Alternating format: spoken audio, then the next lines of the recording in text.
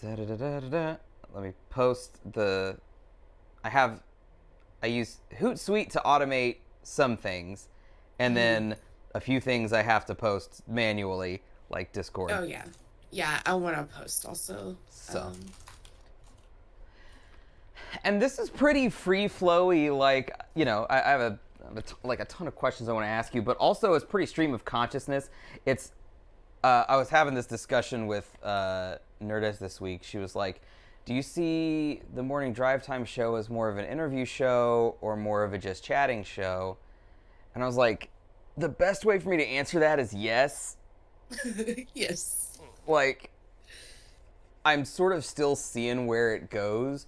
It's like on a normal day, it's probably more just chatting, and then when I have a guest, there's more of an interviewee aspect to it. But do you do just chatting streams, or do you just have that either as a before or after part of your gameplay? Honestly, it depends on what I'm feeling. You Uh, will s- sign in and just do a just chatting block. I have before. It's normally whenever like I just don't feel like. Sometimes you just don't feel like playing games. Yeah. Like you're like, oh, so tired. I don't think my brain could handle like even turning WoW on and just running around, like, you know. And so sometimes I'll just do that and I'll just chat for a little bit. Normally those are gonna be my shorter streams. On Mixer I did it a lot more.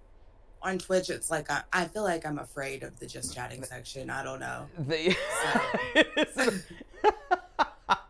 Zaitoro, I think I said your name right. Thank you for the follow.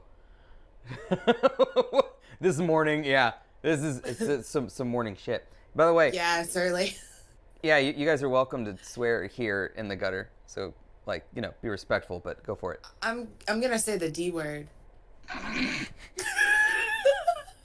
Man. Okay, brief introduction, guys. Welcome to Morning Drive Time. My name is Steve-O. Joining me today is former Mixer partner Loch Ness, and you're now back to Loch Ness. You've dropped the hey. There's no more hay except for on socials Oh and yeah, there's on socials that still hey. YouTube. Yeah. Yeah. Yeah. Do you like the Because hay, or do you prefer you could just be Loch Ness everywhere? um honestly, whenever I think about my name, I start really like, why are we all here? What is the universe? No, like I I start got like this. thinking about, oh yes, bones. Thinking about how weird my name really is, and that I have named myself not after a monster because her name is not Loch Ness. Right. She's from Loch She's from Ness. Loch Ness. Yeah. You're the Yeah, lake. I'm the lake, and I don't know like how that happened. I think that I just didn't know what I was doing at first, and then like I think like I was literally in your stream, Stevo, whenever the Justin TV names were released, Yes. Yeah, I remember that. and I got just like Loch Ness, and I was so excited because before I was it's Loch Ness, And and I should have just been Hey Loch Ness. That would have been and fine. Game Guy got Game Guy, which is Yeah, so crazy. yeah, It's, and so it's just I don't know. It was one of those weird, like, it was really exciting and I was really pumped. And then like a year later I looked back and I was like, who is Loch Ness? What is Loch Ness? What am I a lake? Like I was just like I just felt I don't know. I just think it's a weird name, but here we are. Caldane. That's a good question. I think everything's set up right. Let me make sure that I've got everything. I mean, You sound good to me. You sound normal. do you? But do you? It says that you sound tinny. I think I've Me? got. Yeah. Let me double check my mic settings then. Yeah, I'm normal. I think Yeah, it'd be it's normal here as well. LJ coming out of my Saitoro, mic. can you guys is Locke's audio fine? Just Yeah, want how to do I make sound? sure that you guys can hear everything and that I've got everything set up right. I believe that I do. Everything sounds good to me. Okay, we'll roll. Caldane, thanks for the note. I'll keep an ear out and keep me posted if something goes wonky. I Um, keep having to refresh streams because sound is like weird on Twitch. Like I'll mm, refresh it and it'll sound perfect, but like game sound will sound off and the streamer will sound fine. I don't know. Uh, I've had some weird. I don't know if it's the Wi-Fi on my laptop or something, but lately I find myself having to. Actually, I was in your stream yesterday, but it's not every stream. I go to some streams and it's nothing, and then in your stream, every few seconds it would pause, and so I was getting further and further behind. And so trying to have a conversation that way is very difficult. yeah, I upped my stream quality recently too. Because I was streaming in 1080, and then I knocked it down to 720, and now I'm streaming at 900, I think. Yeah. So that could have had something to do with it. I was just testing out some other stuff. So let me know if you guys are having issues watching my stream. Yeah. I could bump it back down to 720 because I also stream at a high bit rate. So if there's no transcoding, it's hard for people to load. I get you. That makes sense. Jedi says routine verbal sound. There's no way for me to do verbal sound effects. I don't even have a lock impression like keyed up to be able to do. Oh man! Speaking of misbranding, though, you were talking about yourself as the lock as opposed to the monster. Yeah, so we weird. sort of do the same thing where it's like we call it the gutter, but it's all sewer branding, which are two different things. Like Yeah. they're related, but they're different. Like that's not really what. So I totally get you. I totally get you. So this lock has been a long time coming for me because I have been wanting to interview you forever, but I had just always thought that I'm not going to do it online. I'm just going to have Locke come into town at some point, whether it's for a convention or if we have to literally host you here, and then bring you into the podcast. But now like that's not gonna happen. Like there's no travel, none of that shit. So here it is. I'm excited that you are here. Just for the record, like I'm stoked as hell. I'm pumped. So I mean, I feel like we're always. I feel like we're always interviewing each other because we always have questions for each other about just various things. Yeah. And so now, like, I don't know. I'm excited. I don't know where I was going with that. Good morning, Terex, and good morning, Trexus. If you guys have any questions for Locke, it was my mind most of the time. My mind's actually in the clouds. I'm just like I'm never present, and it at home sometimes Nerdez will be like, "Where are you?" And I was like, "Oh, I was thinking about a stream late October that I might maybe do," and like I'm just not even like I'm just out and about. So, Locke, if you were going to describe your channel to someone who has no idea who you are, like 99% of the people sitting here today know exactly who you are. But if you were going to describe your channel to somebody, how would you describe it?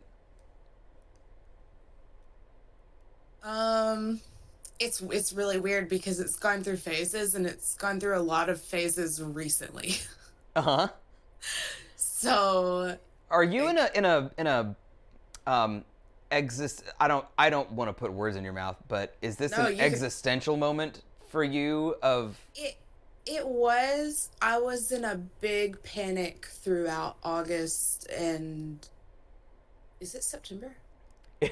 September. Now September. Okay. I was like, okay. Where the hell are we? In August, I was in a panic, and I think what was happening is, I normally play a lot of WoW. Uh-huh. No one was that excited about WoW in like July and August. So I started playing Final Fantasy, and then I was like, well, my Final Fantasy streams are doing really well, and it's an MMO, and I like it. I mean, I like it. So should I just like play Final Fantasy? Uh-huh. And then the more I started playing, the more I don't like to do, not that I don't like to do it, but I didn't play like end game or anything. You know, like if you come in one of my WoW streams, I'm probably going to be mount farming. Uh-huh. And once I got like the mount that I was like farming at the time in Final Fantasy, I was like, okay, well, I'm done. Like there's nothing else for me to do. And it's this huge game, but it was just like, my mind was just like, okay, well, you're done. You got what you wanted. You finished the objective. Yeah. And so I don't know, we've been playing a lot of WoW recently, but it's weird because 2 weeks ago I was playing a lot of Final Fantasy. And I think that it's the new expansion is coming out for WoW, so I am like primarily a WoW streamer, but on Mixer it was totally okay to be like, yeah, I just like I stream WoW, that's what I stream. Yeah. On Twitch it's kind of like Well, I mean, I don't know. It's just different. you tell me if you think this is an incorrect statement, but from what I saw, I mean, I've, not to like, toot my own horn or anything, but we've mentioned before that I was in like the very first stream you ever ran, like, period. Like, I was there day one. Like, I think I found you on Twitter, and so your inaugural stream, like, so Yeah, you were there. Talking about me, I'm getting to talking about you, I promise. When you switched to Mixer, you built the WoW presence on Mixer. Like, there were people streaming WoW, but you were the one, I would say, that made it a channel. I streamed it A category, I guess. almost every day, at least for the first, like, while I was building my initial community. Yeah. And there were other people who would stream it, but they would stream it for like 2 hours, and they would stream for like 8 hours at a time, and they would stream WoW for like 2 hours and then switch to something else, Right. like, or stream like a BR and then play WoW or like something like that. So So they were gaming it in the sense that they wanted to play WoW, but would sort of fall back on those like classic Mixerisms. yeah. Hi, Champzilla. Welcome. Well, And good I morning, also, Rain. I also think that they just really like a bunch of different games. And to be Yeah. honest, like, I'm very picky when it comes to games. Like, Like, almost watching or playing?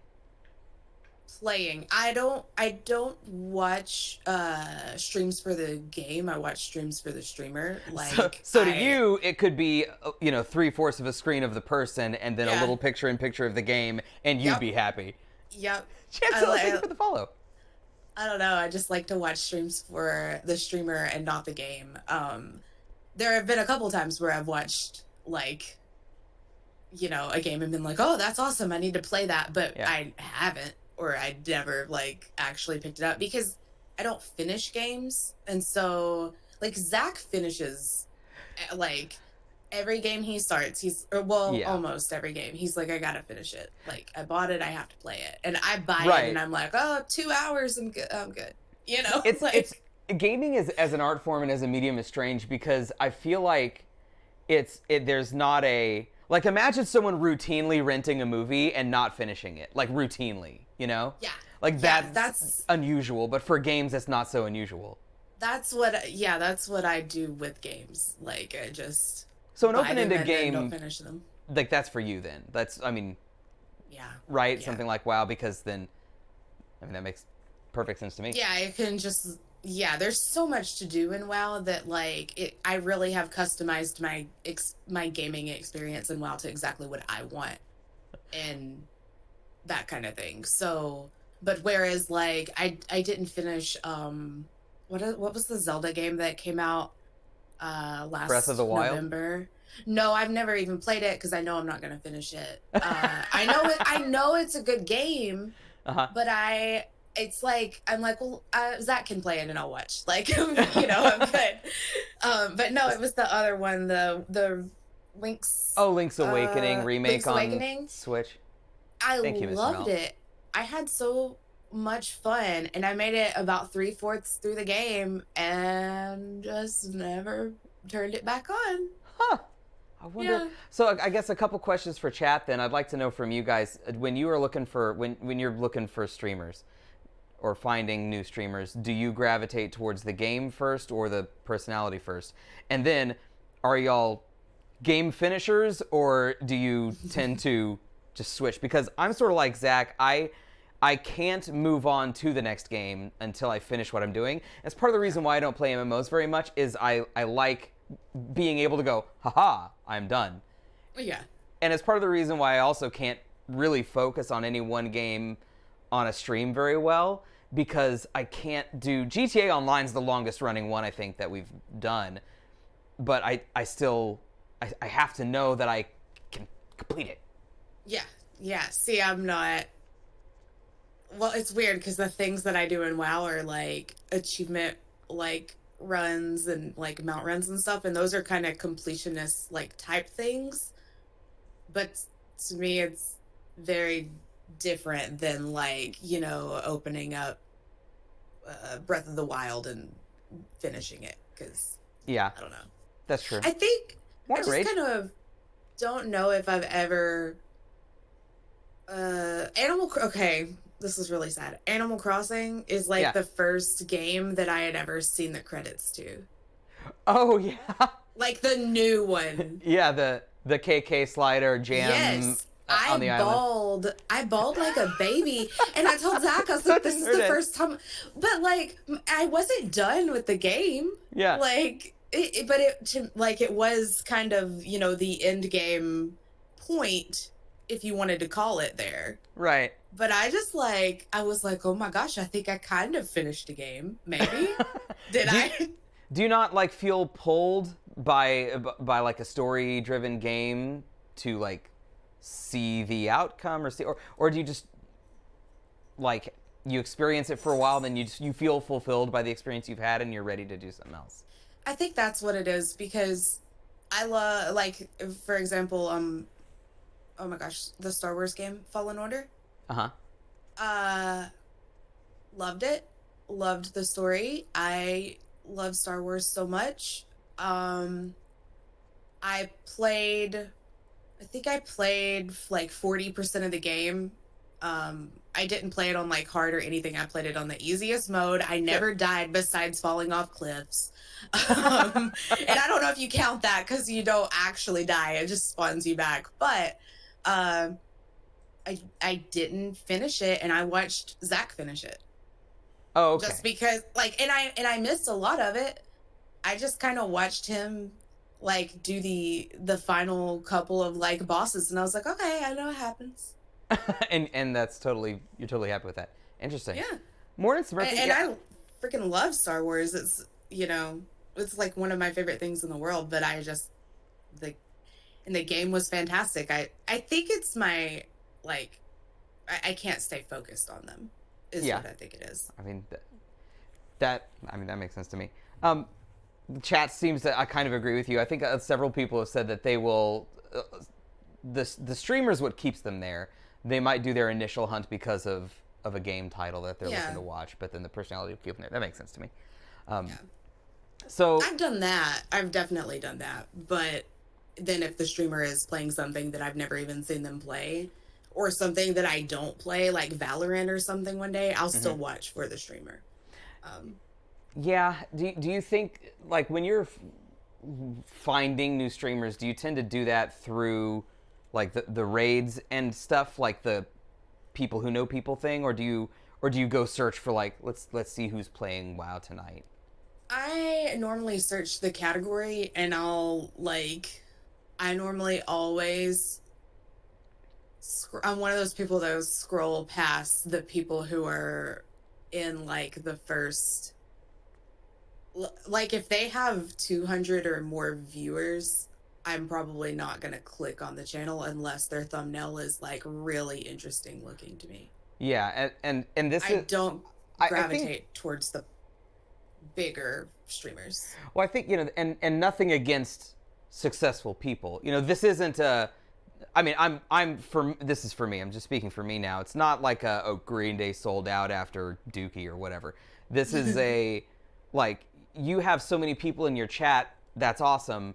But I think a more, when you're new in a stream, jumping into a stream with 1,000 people in it is extraordinarily daunting. So for me, I'll watch Orator overnight, who is a Super Mario Maker 2 streamer, and he's got 2,000 people in chat, but I'm not there to chat. I'm there to watch him do crazy shit in Super Mario Maker too. Like, Yeah.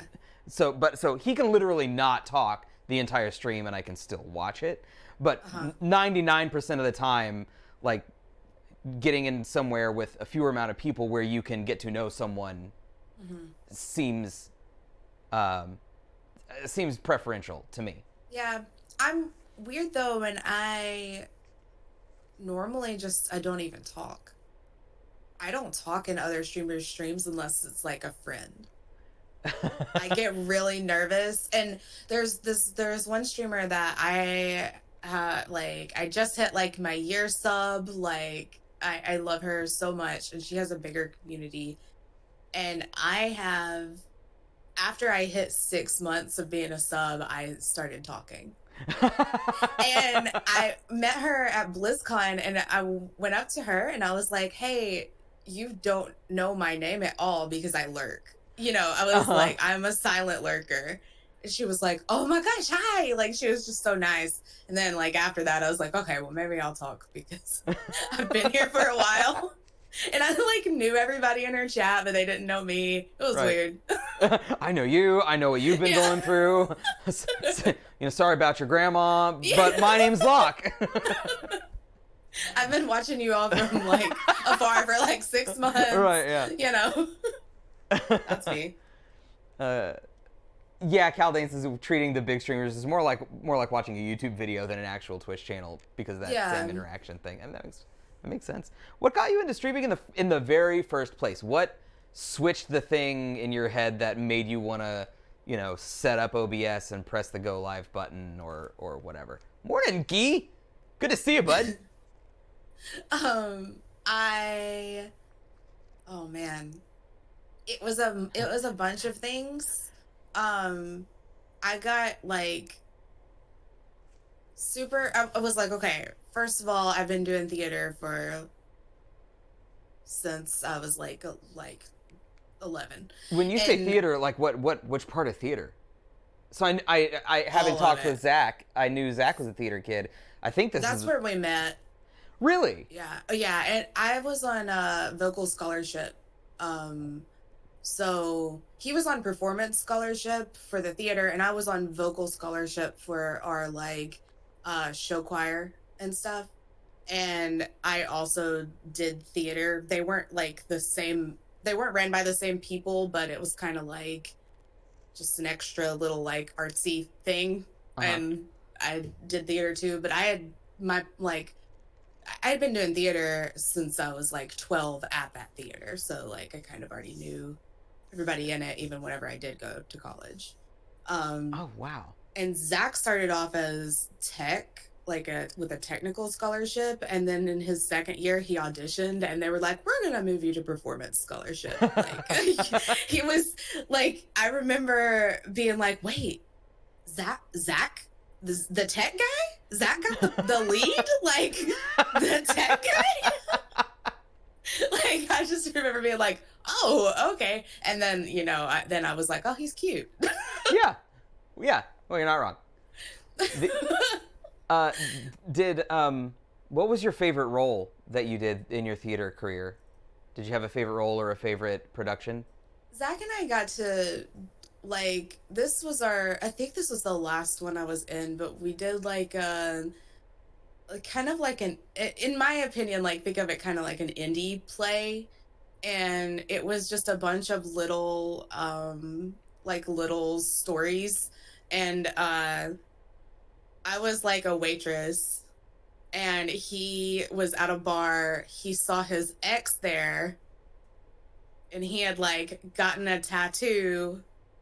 Like his character had gotten a tattoo that said it. He wanted it to say villain, but instead they messed it up and it said Villian.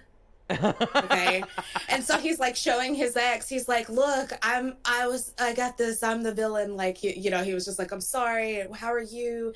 And she was like, "I'm getting married." And he was like, "Okay." And then like at the end my character walks in and her name is Villian. like and I'd been like waiting on them like the whole time. Yeah. And so he was asked me what my name was. I was like, "I'm Villian." And then like that was how the scene ended. It was kind of like this perfect little like match thing. It was fun to actually That's get so to cute. yeah, play a role with him, because the other things that I did with him, like like we never really interacted in the show together. Uh-huh. So that was probably my favorite. That's awesome. Oh, so I got on a um tangent, but you were I, talking about your theater experience and leading to your starting the stream. so yeah, so I think that it was like I wasn't really doing theater. I um was just kind of looking for a hobby. I Hmm. was already playing games every single night. Uh, and once I like learned what streaming was, I really all of a sudden just like kind of threw myself in, and I started learning about all the tech stuff, and Were I you got a excited viewer about that. first? Like, did Huh? you when you said learned about streaming? Like, were you a viewer first somewhere? Like, and then I decide to like do it yourself, or? I like watched a stream, and like I went to Twitch for the first time, and then the next week I was like setting up my stream. Gotcha. Like I was like, oh, this is something I want to do. I didn't. Well, that okay. Honestly, I'm gonna backtrack. That's not entirely true, because a year before that, I was just like playing a game, and my friend was like, hey, you should go live on Twitch. It was like through PlayStation. Uh It wasn't the same account at all. It was just through my like PlayStation account. And I did that for like 10 minutes. And I huh. was like, this is weird. Like nobody's gonna watch me just sitting here playing games. Like I had like the chat on my phone and stuff, and I was just like, I don't know, no one's gonna watch this. And I just turned it off. But that was like a year before I actually like was like, oh, okay. So there's a lot going on with this whole streaming thing. Like there's I think that setting everything up and all the tech stuff is what got me like really, really excited about it.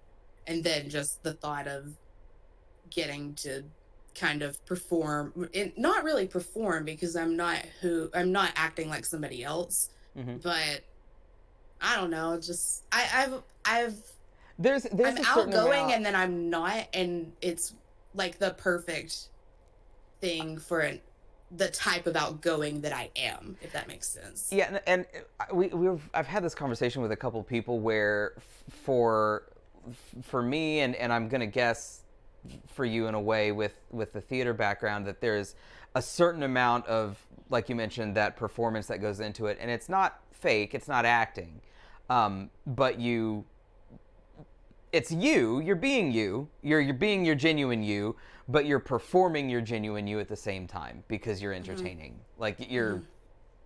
you're putting on a show. Yeah. Do you And do you agree with that, or am I I not quite? no, I agree. I think for everybody it's different, and I Yeah. think that I always want to try to be my best self, but the second I'm feeling down, it's like they know. Like my community knows. They're like, "Okay, Locke, let's talk." They Uh don't huh. say that, but I can feel it. I think that they can just feel my mood. So I'm not always in the right headspace for the performing part of it, Hmm. but I think that it's also important to be real with everybody whenever I do feel So weird. I that don't know. and Caldane, I agree with you. I think that's me on stream. Also, is it's me, and then I just sort of take my normal energy and I like crank it up, Hmm. and I just try to sort of be like that high energy version of myself for Yeah. like 3 to 8 hours at a time. Um, Yeah. so uh, that being real though, that sort of I'm gonna jump down to a question that I had for you, which was what's been one of your favorite moments while streaming? And I'm not expecting a certain answer, but I did want to point out that something a week ago, maybe a couple weeks ago, you had mentioned to your community that like, and I stop me No, I know if exactly where I'm you're going. Yeah. Go do ahead. you do you want to talk about it then rather than me talking about it? I mean, I was feeling like I uh like so on Mixer, your big thing was like your niche Yeah. if you wanted to grow, and I felt like on Twitch, because that niche pool was like larger, like I did not matter, and like I was losing people. I was freaking out about that also because this is my job, and like I You are was, a full-time streamer. yeah, yeah. And so I just was, it was, I started spiraling like straight up. Like I would go from like waking up to everything's going to be okay to like by the end of the day I was like, it doom is happening. Like it's it's not great. um and basically I just straight up like, we had a conversation one night. Some Friday nights we have like a, we kind of have like a, we call it girls night, but it's like our mod night, and we Mm-hmm. just all sit and like chat and just talk. And we talked until like 4 a.m. one night, and I just kind of literally just like let everything out about how I was feeling. And then the next day, I didn't exactly feel better. Uh-huh. It was weird. It was like I felt, I was sad, and I just felt like I didn't know what to do. I felt, I that's the best way I know how to describe it. And I straight up just like went to Twitter, kind of said that, went to Discord, said that, and I was even supposed to stream at like 1 o'clock that day, and I could not pull myself together enough to stream until like 4. Uh-huh. And then whenever I went live, is this what you were talking about? Uh-huh. Yeah. Whenever I went live, it was like it was, everybody was there. Mm-hmm. Everybody was like, "We're here for you. Don't Yeah. you dare think that your community's not here."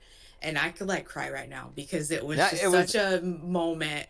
I don't know. from the outsider's perspective, it was one of those things where like, and I think what this is, and I'm sort of double speaking here because I was talking about like putting on a show and entertaining, but at the same time, when we say build a community, that's sort of the Twitch way of saying making friends. Hmm. So, and I don't know why we don't just say making friends. Maybe it just sounds too, I don't know. But the point is you, I think that speaks volumes to your community in that you said, hey friends, I'm not feeling so great. And Yeah. everybody showed up. Yeah. And it was so weird because even after, like, I felt guilty. Why? I felt like a baby. And I even was like, okay, I feel like I was just like, oh, pay attention to me. Like, I'm a baby. Like, it's just, and No, everybody was like, oh, pat, like, it'll no, be okay. and, no, but I also realized that there, oh my gosh, Nubits just said I'm a baby. Nubits, you're a baby. No, you. no, you. um, no, you.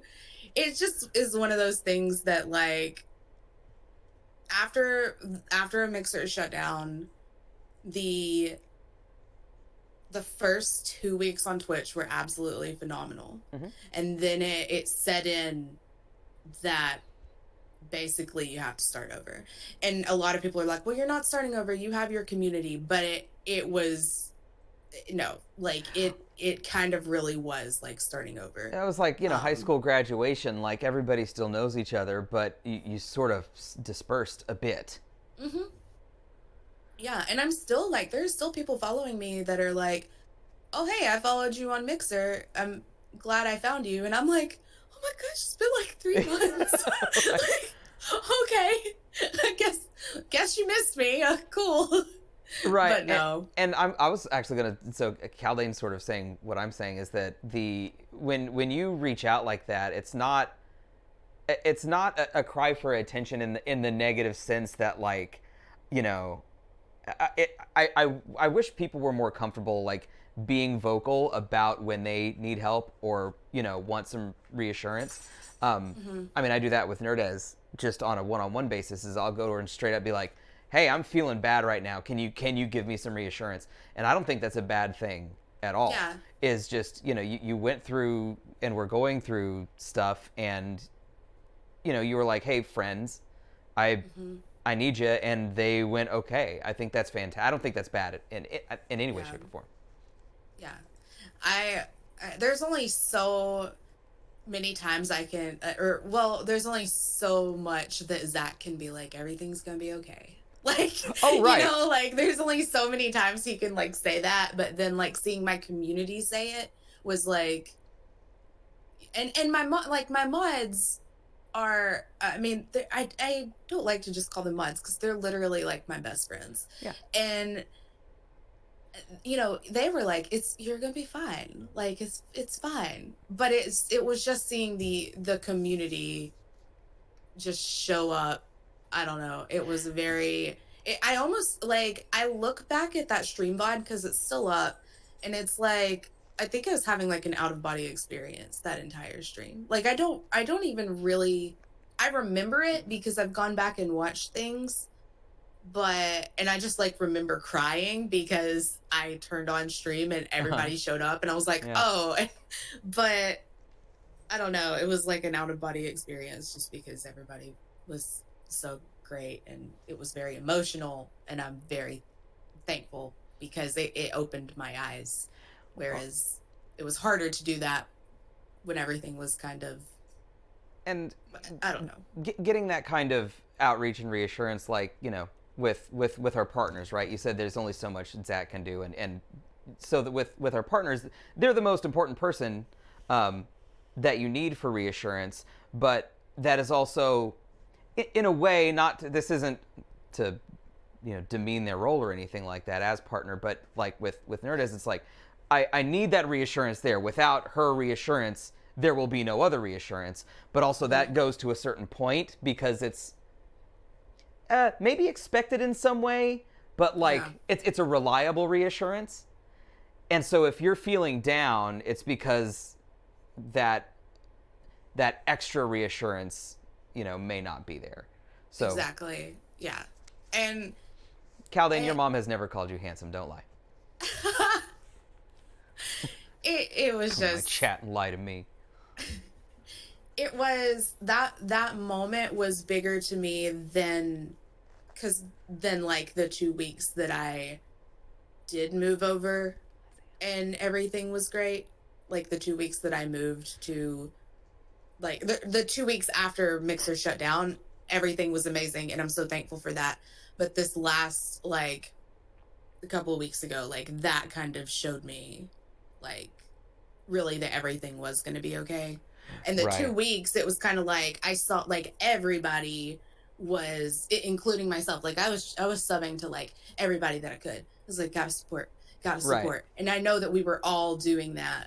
Right. And that was super important, especially for the partners, the Mixer partners, because coming over, even if that was expected, right? Even if that was that initial wave of support and then the drop off, if you had switched over and didn't have that initial wave of support, if it had just been the drop off, that, I mean, that already killed a bunch of streams, but I can't imagine what would have happened, like, to people like you psychologically if you made the switch after that blindside and then nothing. Mm-hmm. Yeah, I know a lot of people stopped streaming, and yeah, that's so sad. That's where my brain was a couple weeks ago. I was just like, if I stopped streaming, would it matter? Kind of deal. Did and you I was consider also, stop streaming altogether? Did you? Yeah. I mean, I had those thoughts, and I was also like digging myself deeper in a hole mentally. Right. Like, because that's just, I feel like, what you do whenever you start spiraling and you start like getting, am I broken? Oh, you're back. Okay. Whenever you start like spiraling, and also I had like Mixer basically like helped me fight off my depression that I had whenever I very first started Mixer. Mm-hmm. And so I mean, I still am, like, it's coming back. And this is the first time I've had to experience it, trying seeing my depression again and being like, oh, I know what you are. So stay away. You know, like I see him walking through the door. There he is. Yeah. And so I was just kind of freaking out. So I was just in a spiral completely with it. That does make sense. I mean, I think that's to be expected. Yeah. Given, I mean, given the gravity, and Rain would like to make Locke queen. Locke, I don't know if you have anything crowned. Queen of what?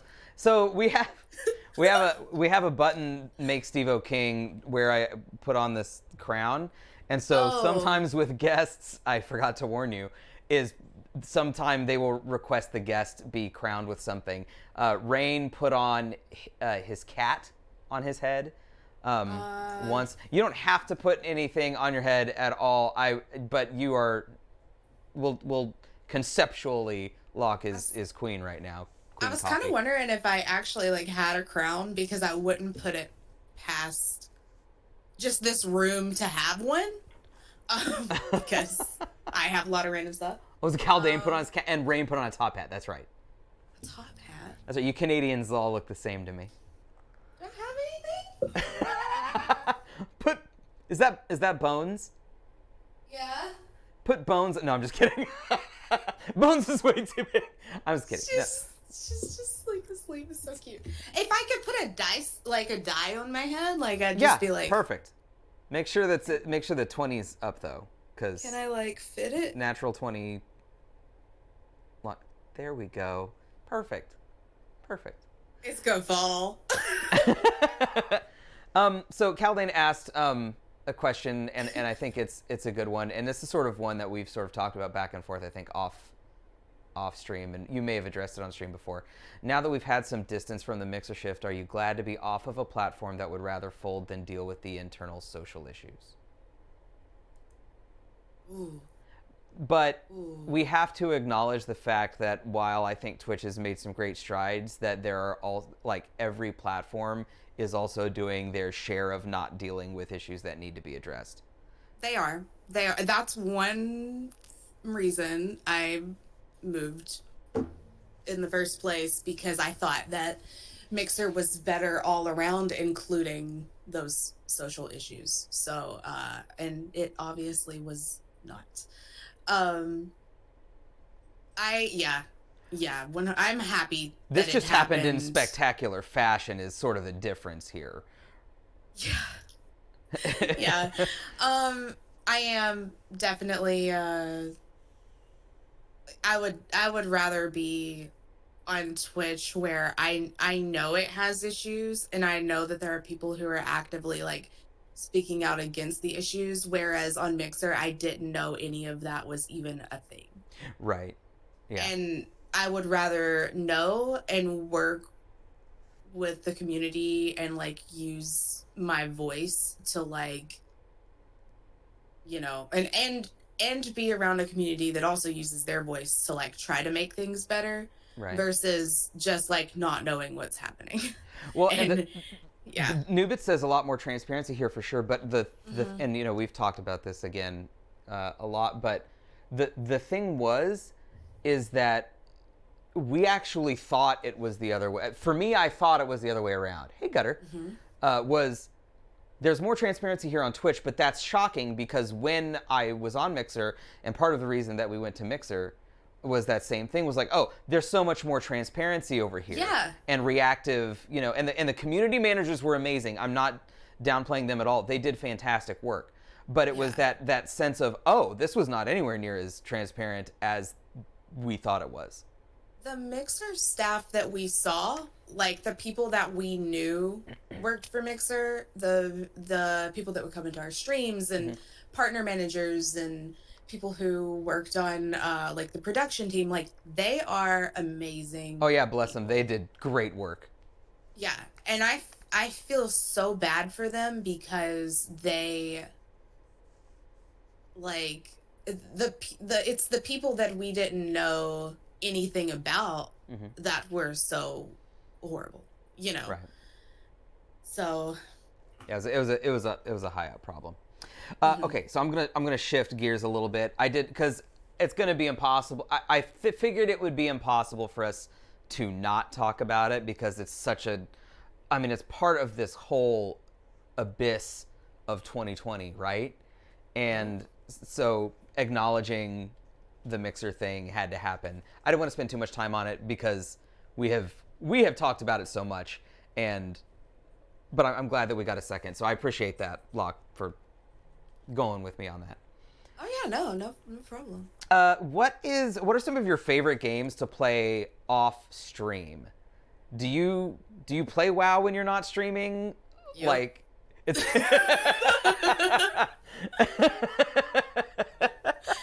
um yeah, yeah. WoW. And honestly, like the things that I do in WoW whenever I'm not streaming, unless I have just like a little bit of time, like those are the things that are a little more difficult for me to focus on while I'm streaming. So it's kind of like I have two agendas in WoW. Mhm. Um the more difficult things or the more boring things, and then like not that mount running and doing that kind of stuff can be boring, but I think the difference is that I can talk to my community while I'm doing it and try to Right. keep them engaged. Whereas if I was like doing like dungeons or something like that, like it would be difficult for me to it could be boring because I could absolutely like suck at them, mostly if I'm trying to also keep up with chat.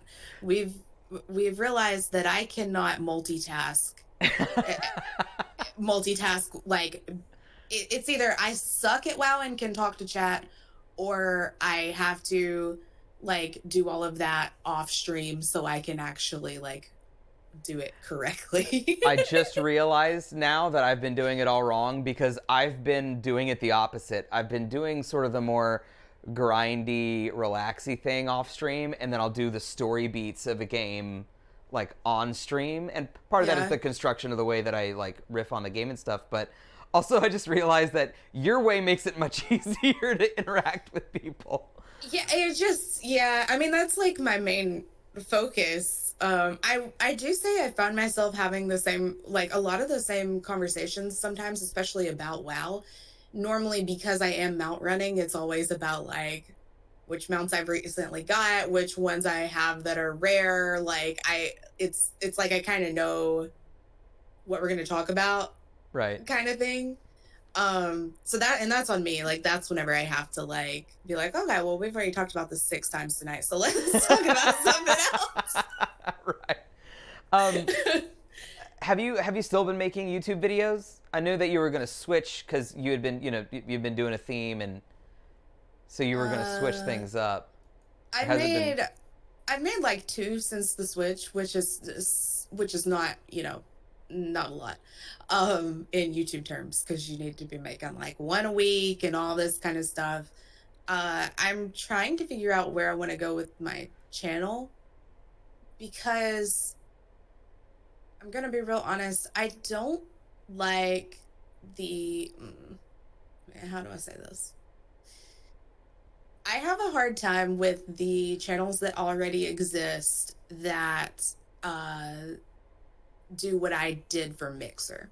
Hmm. Um I don't really want to put myself in the same category with them because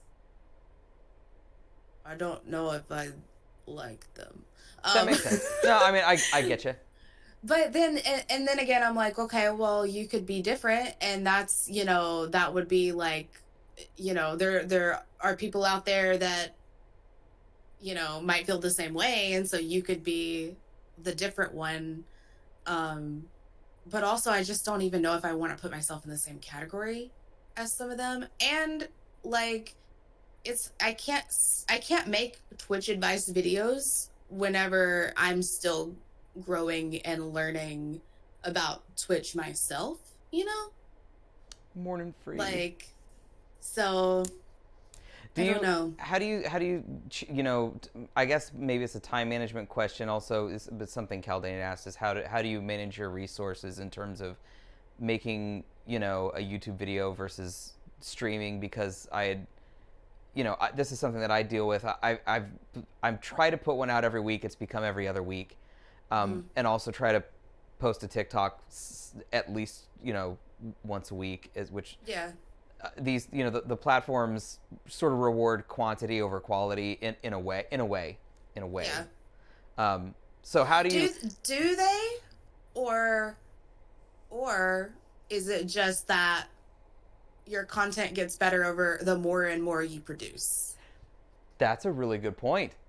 So like if you for I like to look at YouTube like if I make 6 videos, like the first like 5 could be crap, but that sixth one could be like exactly what people need. And so Zodiacial, it's thank you for just the follow.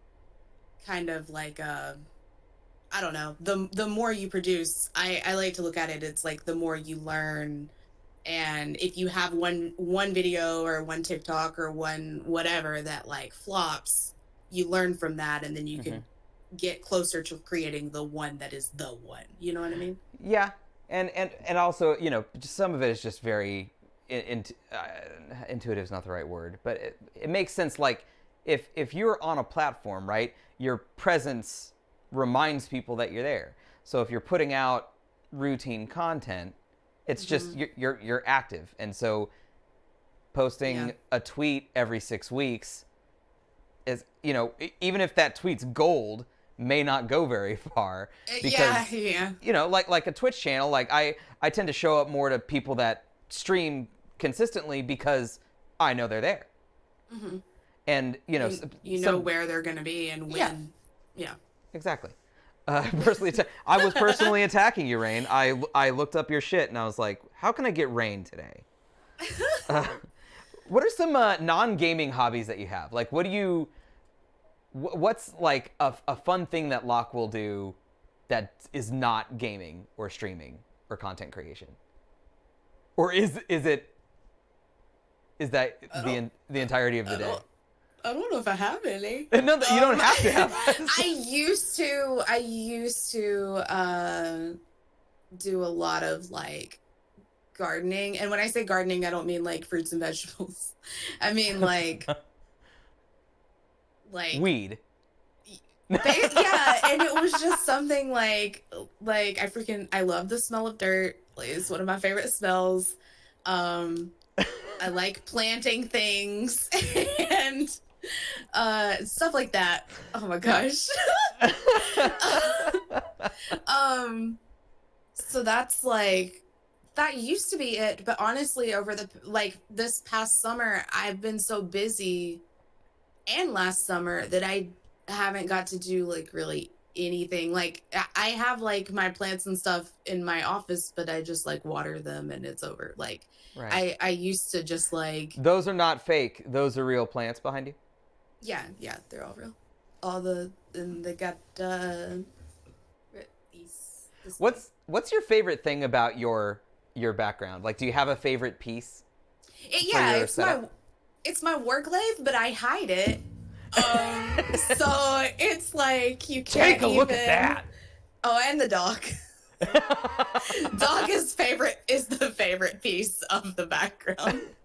Are you more of when you're watching streams, Locke? Do you prefer seeing actually, I want to know this from chat too. Do you prefer seeing the background or do you prefer a green screen? Because I use a green screen except for talk shows.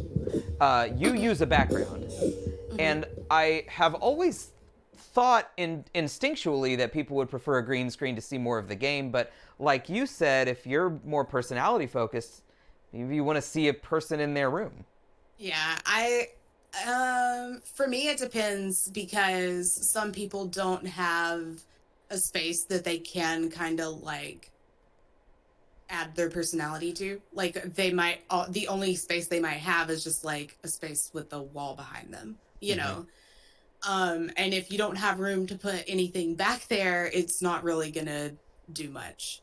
Um, so unless like you can kind of like make it, I don't know, look nice. So I would it depends on the space, honestly. Mm-hmm. So I do gravitate It's whenever gotta look I'm. good, right? We all agree that, like they're saying, if there's trash and clothes on the bed, like maybe just throw up the green screen. But like think about, I don't know if you know who this is, but do you know who Asmongold is? Mm-mm. He's like the WoW person. He like he is WoW. Like like 50,000 views when he streams. He is well. His room is so gross. Yeah. Is that part of It's his chosen aesthetic, though? it's just yeah, it's just who I don't know. He's one of those people that like he has like all the money in the world and just like doesn't even care. Yeah, I think I And would just pile the money behind me. Right? There's and your background, buddy. I was telling I was like I was telling Zach that I really want somebody to do like a like study on Asmon's brain. Like I want to know what it's thinking, because he's one of those streamers that he has a toxic community, but he in the past like year and a half or 2 years really has changed so much. Right. So now he's just like trying to like fix his toxic community. It's been really interesting to kind of see his. That is interesting, and Yeah. This I mean, this is when you're that popular, you know, I think that, I mean, that's positive. I'm all about people shifting, like being able to grow and learn. You know, I'm not saying there's no red lines. I'm just saying I like a redemption story. But it's also extraordinarily hard to weed out an established community than it is to grow one from scratch, I think. Oh, yeah. One reason I wanted to move to Mixer so bad in the first place is because I had people in my community that I just didn't want there. Right. Like, and of course, like, not you, because I told you where I was going. Yeah, but you did it a little late if I'm looking at my notes properly. But no, like, I was just like, okay, I've got to distance myself from these people. Like, That makes sense. you know. You brought those lessons back. Yeah. Yeah. And I've seen some of the people that I've tried to distance myself from, like, pop up in my stream, and I'm just kind of like, hey. I actually took, so you were a big help, because it was one of the YouTube videos where you talked about this topic, and I remember at one point watching that and I was like, you know what? I know that there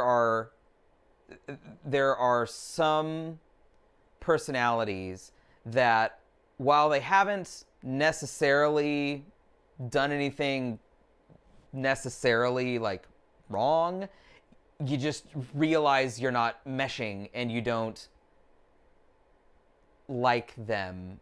And I mean, that sounds bad, and I don't sound like an asshole. Do you know what I'm talking about? You don't mesh with the other person, and so it's like, so I actually went and was a little proactive about it after watching the video, and I was like, you know what? Actually, there are some people that bring me down, and so I'm going to move on from the people that bring me down. Yeah. And it's really... I love you. Shut up. I get the hint. No, what I try to do now is, like, if I ever sense that, which honestly it does not happen like it used to, because I think I have an established community now. It's like people can tell if they fit or not. Right, yeah. Whereas before they just like were just there and they were the only ones there, so they were kind of creating their own space, I guess. But now we have a space created and they can tell if they're kind of welcome or not. So it doesn't happen as much anymore, but That's true. I just like had to distance myself from I've that. noticed also that these days I am super fast with that ban button. I'm so fast with it. Mixer made you like, not, I don't know if it did for you, but for me, it made me like, okay, you're out. Yeah, sorry. Just like even if I, like you said, that sense, right? Someone comes in and you just like, they literally haven't done anything wrong. Yeah. I just get it, like, I like this is going done. Like I don't need it. So like, someone, when we were playing GTA we were doing our heists the other evening, and new person comes in and said, hey, can I join your Discord call? Like, that was like the first thing they said. And I said, oh, we're not in a Discord call. You know, we're doing our own thing. But, and they said, well, can you make one? And I was just like, enough. That's good. Enough of that. Yeah. There's no reason. There's no reason. No. Like, oh, wow. I had some people, speaking of Discord calls, like on Mixer, people would be like, I joined your Discord. I don't see that you're in a call right now, though. And I'm like, no, I'm like, it would be whenever I'm not like in Discord while I'm streaming, because I don't always hop in there like every time I'm streaming, and I'm like, yeah, no, I'm not in there. And they're like, oh, okay, bye. And I'm like, what is the point? Why? Okay, like, talk to me here, like. Right, yeah, This is what I'm doing. You're in a chat. Yeah. Like, that's funny. It's just weird. Yeah, Caldane, I can ban you from life by not letting you know where Nerdez and I are moving to. I'm just kidding. We're gonna have you over as soon as we can, buddy. I miss you and I love you. What's a streamer that inspires you? Like someone that you watch that you like take notes on? Cupcake with 2 U's and 2 A's. She plays Overwatch, and she's like a really good Overwatch player, and and that's like one of those streams that like I enjoy watching her play, but also like she talks to her community just like the entire time. I don't know. It's just her vibes. Like she's goals. I don't know. Yeah. I love her. So she's actually the streamer I was talking about earlier where like I didn't say anything for like 6 months. 6 months. Yeah. And like now I'm just like, okay, I'll talk. Like, sure. That's awesome. But so that streamer, is it the personality then that you take notes from, or like the production value? Like where do you feel like you get inspired from her? I think it's just her. It's a mix between her personality and her energy and her community's energy. Mm-hmm.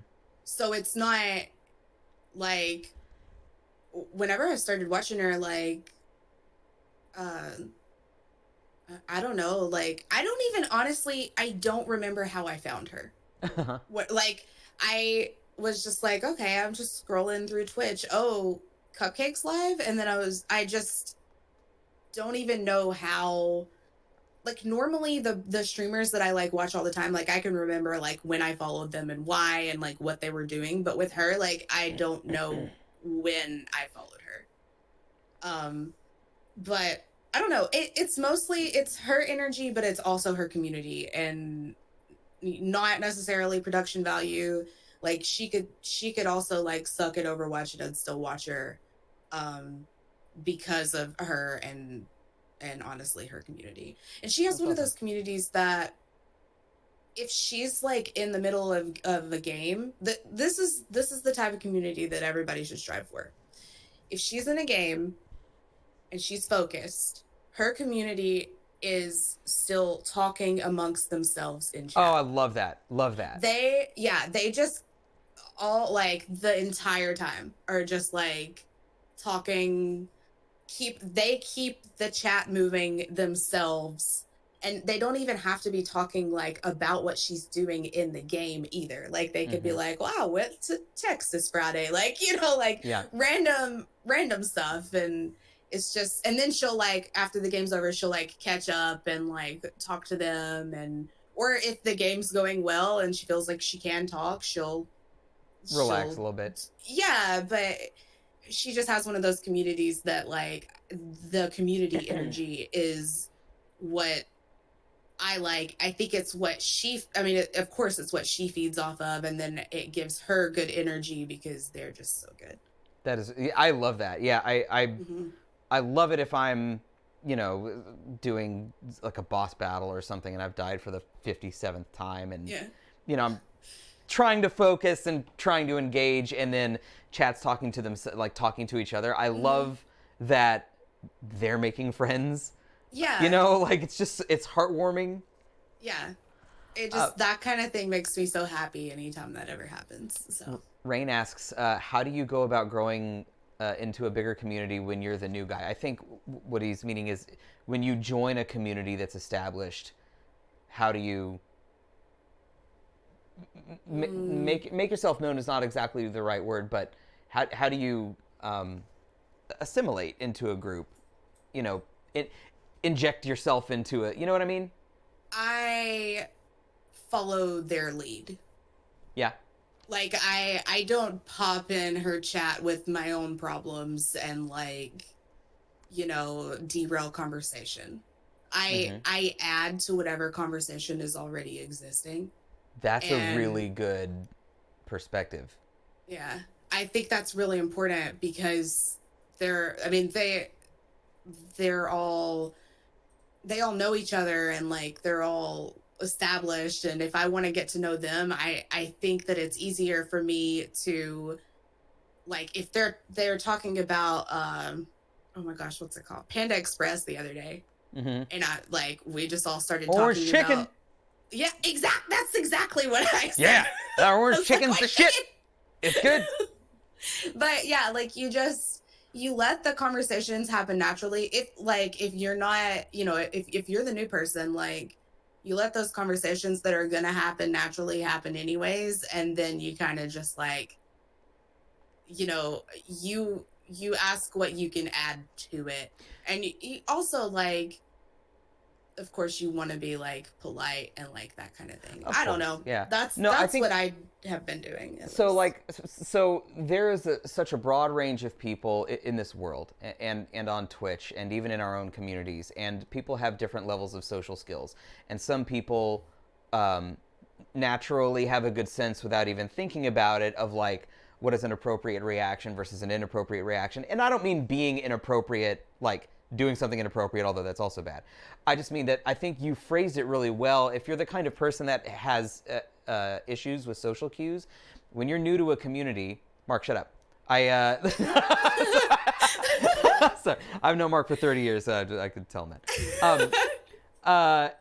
If you're new to a community, being the being the contributor to the conversation is a great way to start, because if you come into a community and people are talking about Panda Express and you go, hey, did you guys see the PS5 reveal? Now, Mhm. people may jump on that and be totally fine with that, and it depends on the vibe of the community. But if there is an ongoing conversation, once you've gotten to know people, that gives you more ability to direct conversation when your presence has become, you know what I mean? So Yeah, like exactly. if I'm in playing Ghost of Tsushima Lock and you come in and you go, hey, Shadowlands, then like I go, oh, Shadowlands, like I've known you long enough to where, you know. But Right. if someone I don't know like comes in and, you know, I'm not saying necessarily would be a bad thing. I kind of tend to jump around anyway. But I think the safest way to go about it, Rain, to answer your question, is I think Locke put it perfectly. I think that was great advice. Yeah, I mean, I'm not saying, like, oh, don't start conversations, because they're Sure. definitely, we all love the chatter who can start conversation and keep chat going. Oh yeah, yeah. It's just if you're new to a community and that chat is already going and you want to get to know people, I just find it best to follow the leads of the people who have been there the longest, and like, because it's their community too. Right. That makes perfect sense. Um, so how about that D&D session last night? How about that vampire slaying? That was fun. That was That was really the good one, fun. right? Yeah. How'd you find D&D to begin with? How did you get introduced to the Dungeon and the Dragon? Um, Goon, uh, Goon of the he, retreating variety. yeah, well, he's now Goon the Oh, Bard. of the bard variety. He no longer Yeah, retreats. That's right. yeah. He and I have been friends. I actually met him before I even knew Zach, and we met in college, and just instantly we're like, oh, we're both like like closet nerds. Cool. Yeah, I Okay. don't know what it is Like, about Goon. I mean, you guys have this. Don't get me wrong. You and Zach have this aspect about you as well, but Goon especially. When I met him, I feel like I knew him. Like mm-hmm. you immediately are just. He has like such a disarming personality in a good way, Mm-hmm. where you're just like, oh man, I feel like I've known you forever.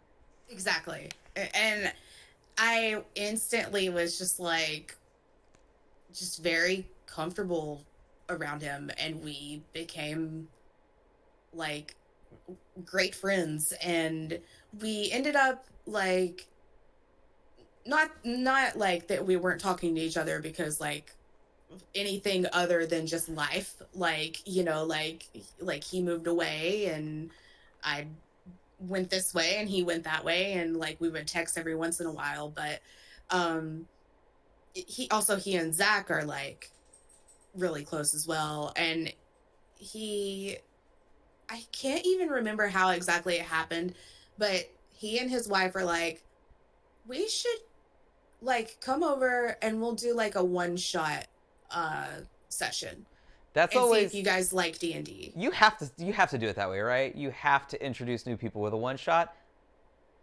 uh I think that's definitely the best way.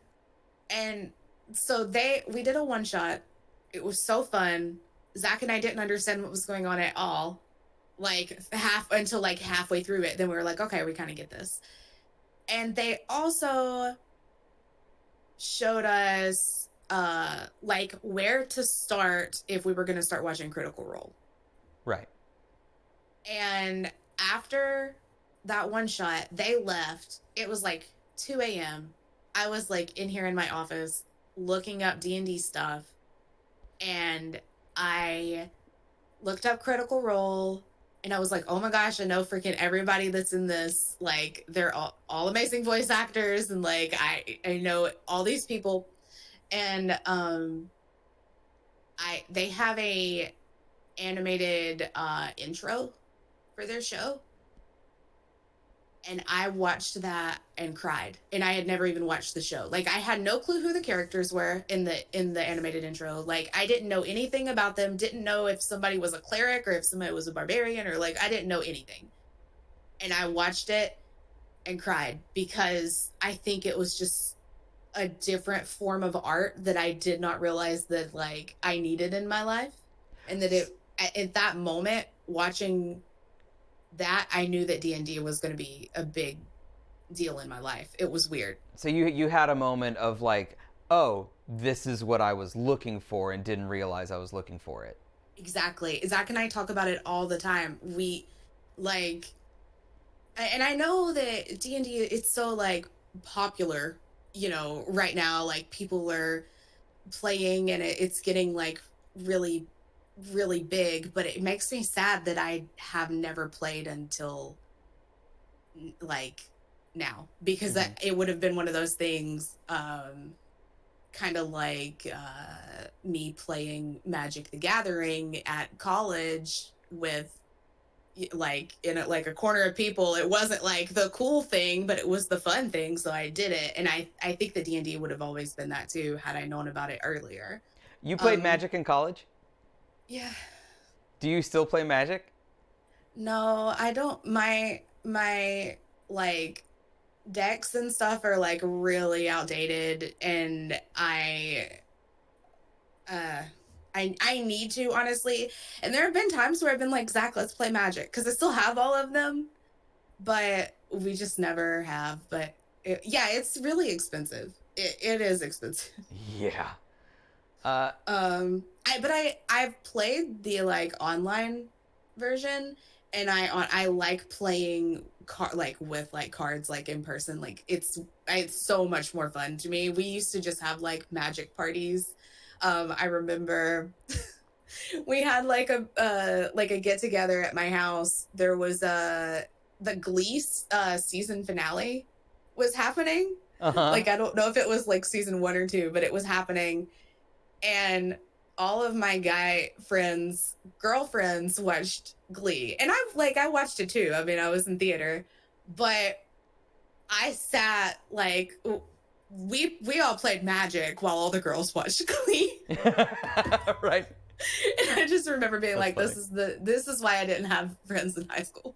Like, except for like that one friend that didn't understand me but tried to. That was nice. Colleen asked, would you ever stream Magic the Gathering Arena, MTG Arena? Probably not. Just because I liked playing. I haven't played in so long now that I don't think that I would even remember exactly how. It would take me a while to get back into it, but I don't Yeah. know. Or a special LARP stream? Asks Nick. Would you would we A ever LARP stream. do a LARP stream? Just LARPing. How do you shoot? Do you need a 3 camera, like a sitcom style setup for that kind of thing? Man, I don't even know. How would we even do that? I have no clue. Oh my god. That'd be crazy. Yeah, head cams. I don't know. Newbits, it's something. Also, Trexus, I do want to point out that I know that my friend Sam, who I've known for like 25 years, has been playing D&D for a while, and I have tabletop RPG before in other, games like Darkest Dark, the Darkness, World of Darkness, and a couple of other things, but when someone's been playing D&D for a while and getting into and been doing campaigns, I never felt comfortable like jumping in even if I was invited. Yeah. So the again, this one shot was like, oh, okay, yeah, that'll. Also, the charity thing, like Zach said, Yeah, I think like that one shot, like they came to us. They were like, "We're coming over. We're bringing our D&D stuff." I had no dice, believe it or not, at all.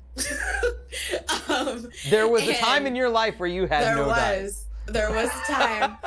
And they were like, we'll get food. We will play this game. And if you guys like it, you like it. If you don't like it, then it's fine. We had fun and we had some drinks and had some food and played a game. Like, And if you don't like it, our friendship is at stake. right, exactly. And I think that for Goon and his wife Brittany, it's exactly like it means so much to me, but to them, like it means even more. And I don't know how, but somehow that just like they had such like I don't know how to explain it, but I got some of that excitement for it, and then it just like exploded.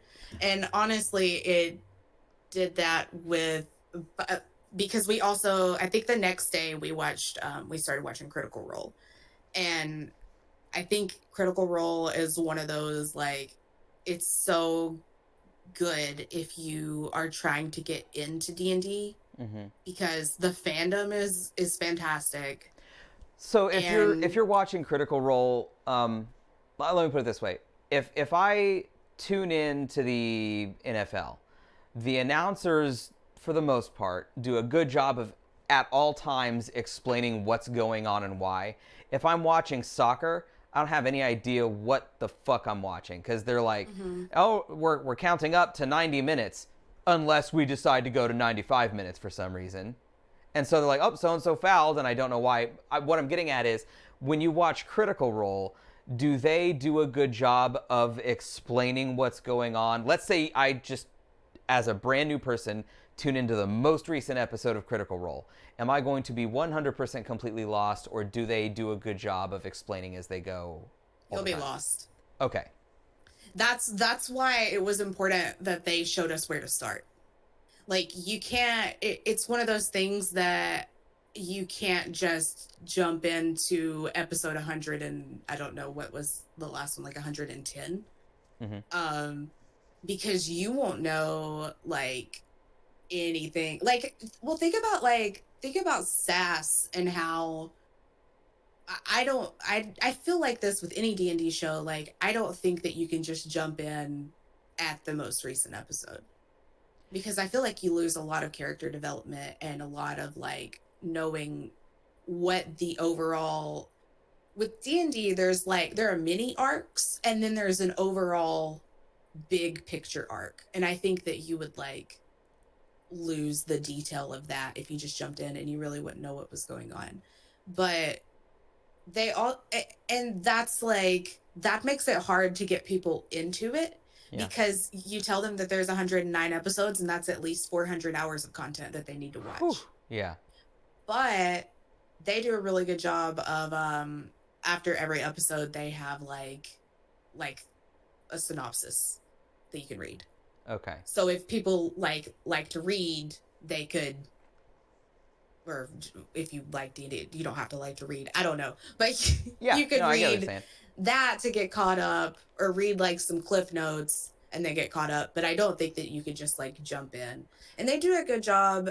Like a lot of times the players will like mess stuff up, or even like Matt Mercer will mess stuff up, and they do a good job of explaining things whenever that does happen, or like if they do have questions, kind of Mhm. like with us, like if I'm like Zach will be like, okay, can you read me that spell because Right. I'm not familiar with it. Like they do a good job with that kind of thing. But as far as the story, you would be lost. I am starting to get the hang of, by the way, doing things other than just plain attack. Like, I'm starting to be like, okay, I've fired my gun a couple times. Now let's look at what some of the other stuff is. Like, Yeah. you know what I mean? Yeah. So it's Um definitely.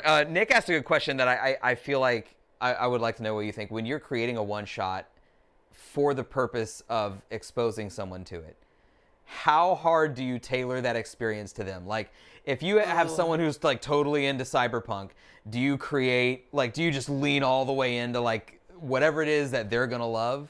yeah. I think so. So we did a one shot with my parents and my sister. And it was very funny. This is all about saving the economy post World War II. I don't know.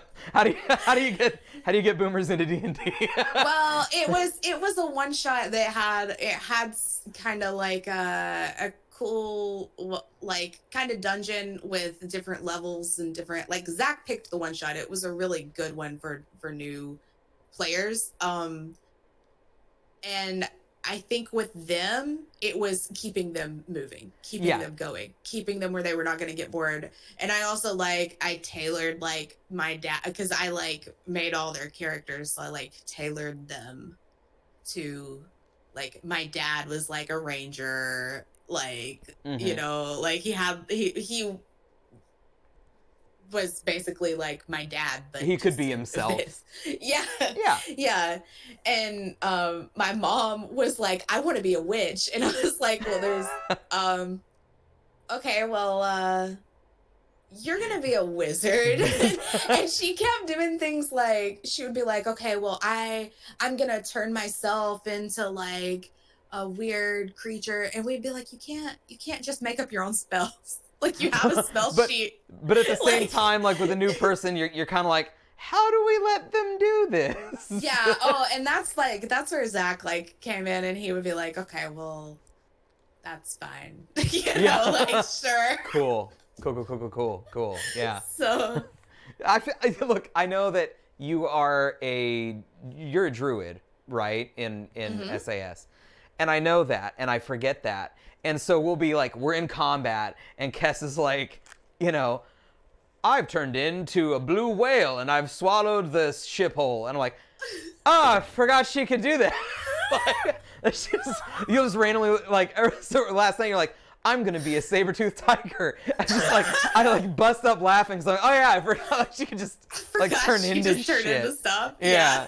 Yeah. So I've never played a druid, and also I have never watched anybody play a druid. Whereas like with my cleric that I play in the other campaign, Laura Bailey's character is a cleric on Critical Role. So I like, and so is Taliesin, and I know a lot of things because I've watched them. The first Critical Role campaign, they had a druid in there, but I haven't watched any of it. So I'm kind of like excited that I'm just like, I guess uninfluenced is a good term for it, but also like figuring things out because I know nothing about it. And Goon has played with a druid and watched Critical Role, so he has all my answers if I have questions. But it's I wanna start like a DraftKings betting site for D&D where it's like, you know, Dragon Kings or Dungeon Kings or some shit like that. And I'm gonna have like a line of like place bets on what like Locke's character is gonna turn into next week. And oh it's my like, you gosh. know, 5-1 on it being a giraffe, you know, 10-1 on it being a stegosaurus. Because like Well, every time you say you turn into something, I'm just like, oh, awesome. like, like so with druids, they can only turn into animals that they have seen Okay, before. okay. So there's a lot of stuff that I can't turn into because in my and one way that Kess can kind of work around that is that she has traveled a lot Mm-hmm. in a short amount of time, but she's traveled a lot and she takes like a lot of like notes on animals. Um, but it's still one of those things where like I have like this deck, right, of cards. I could change it into like literally any of these. Is Like these are my options. It's I'm gonna like I'm gonna so put I'm gonna give a line of like 10-1 of for a platypus. Like let's see if Kess by the end of the campaign ever turns into a platypus. Oh my gosh. I don't even know if there's a platypus in here. For example, like I could turn into a rhino, but I don't think she's ever seen a rhino.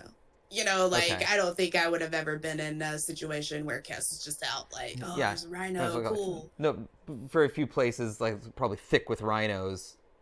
Like, Yeah. you know. And that's also something is that I've had to like look up like where all of these would be in Faerun and see if it matches like my path that I took traveling. Mm-hmm. So it's been kind of, you know, I don't know, been interesting, but I love it. I love it. Shifting gears here a little bit. They mentioned 2020. What's the biggest lesson that you've learned in 2020? Like, or another way, like, do you have you changed this year? Like as a person or as a streamer, do you feel mm, like me personally? You know, I thought last year for us was really stressful and positive stressors. It was just filled with weddings and travel, and then this year, um, I just, it's an abyss, and so uh-huh. I find myself being constantly stressed, Mhm. but also finding myself countering with positivity as often Mhm. as I can. So I feel like I'm more positive. So like I always had like a sardonic, like dark sense of humor, and over the last few years, but especially this year, let's say maybe 2016, just throwing out a random number, but especially this year, like I very rarely go to my dark sense of humor because I don't because I can't do it.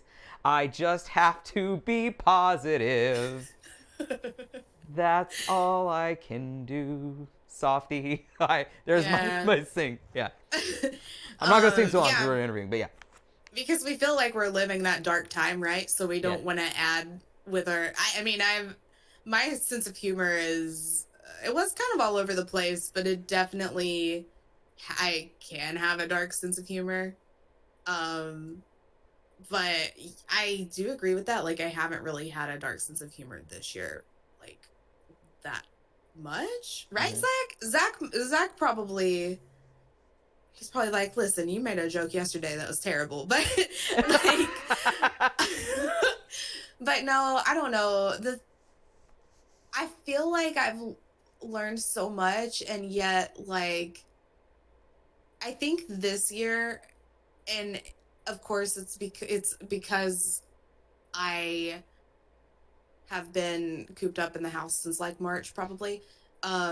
I felt very trapped and I've like come to not come to terms, but I've realized a lot of things about myself. Like I have uh anxieties and just I don't know. I think that I'm trying to like learn my triggers for things. And Did I think that this year's kind of taught me some of those triggers. but I what you're let me know if I'm interpreting what you're saying correctly. Do you feel like 2020, for lack of a better term, 2020 created these things or exposed these things?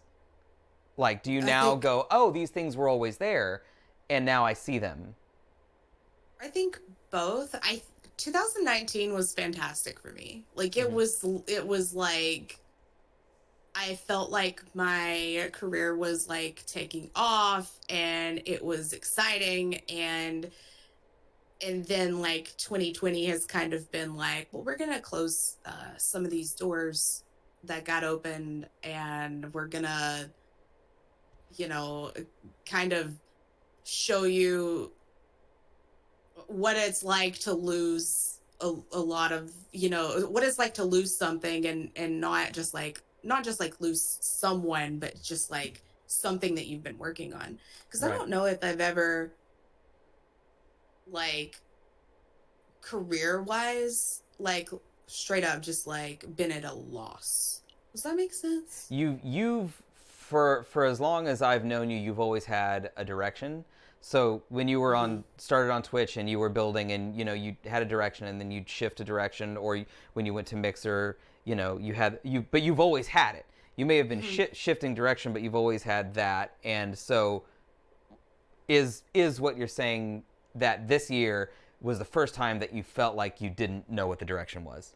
Yes. Okay. Yeah, that's a good way to put it.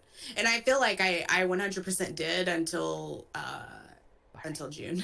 You know? So even the Like, first half of the year, you still had it. yeah, first half of the year I was like everything was fine. I mean, we were dealing with, COVID and just like that kind of thing, but whenever you're dealing with being quarantined basically, Mm-hmm. and then something like that happens, it Mm-hmm. makes you just realize like, oh, okay, well, wait, hang on. Actually, this year is this is a difficult time, and you learn a lot about yourself. But I I'm sorry if I don't know if I even answered the question. no, I think you did. I mean, I feel Okay. like you did. How do you? To me, I feel like I am the most stressed, or the most down, or the most upset when I don't have a direction. Mm-hmm. I don't mind if I'm struggling through something if I know where I'm going or know what I'm supposed to be doing. Yeah. And to me, it was a little flipped, because we for us, we did sort of the growth thing through 2018, and then 2019 was just like this dead zone of like, I don't even know what to do. So Mm-hmm. where do you turn then? Do you turn to other streamers? Do you turn to, when you're looking for direction?